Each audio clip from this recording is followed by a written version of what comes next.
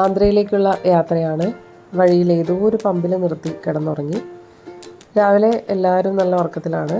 എണീറ്റ് അവിടെ നിന്ന് തന്നെ ഫ്രഷപ്പായി ഗണ്ടിക്കോട്ടയിലേക്ക് പോവാണ്. പോകുന്ന വഴിയിൽ ഫുഡൊക്കെ കുക്ക് ചെയ്യാൻ വേണ്ടിയിട്ട് നിർത്തി. എല്ലാവരും നല്ല വിശന്നിരിക്കുവാണ്. അങ്ങനെ ബ്രേക്ക്ഫാസ്റ്റൊക്കെ കഴിച്ച് ഉച്ചയ്ക്കുള്ള കഞ്ഞിയൊക്കെ റെഡിയാക്കിയിട്ട് നേരെ ഗണ്ടിക്കോട്ടയിലേക്ക് പോയി. ദൂരെ നിന്ന് തന്നെ നമുക്ക് എൻട്രൻസ് കാണാം. ഇതാണ് അവിടേക്ക് കയറാനുള്ള പ്രവേശന കവാടം. ഉള്ളിൽ കുറച്ച് വീടുകളൊക്കെ ഉണ്ട്. വണ്ടി ഓടിച്ച് നമുക്ക് അകത്തേക്ക് പോവാം. അത് കഴിഞ്ഞിട്ടാണ് നമ്മൾ അവിടെയൊക്കെ കാണേണ്ടത്. ഗ്രാൻഡ് കാനിയൻ ഓഫ് ഇന്ത്യ എന്നാണ് ഗണ്ടിക്കോട്ടയെ പറയുന്നത്.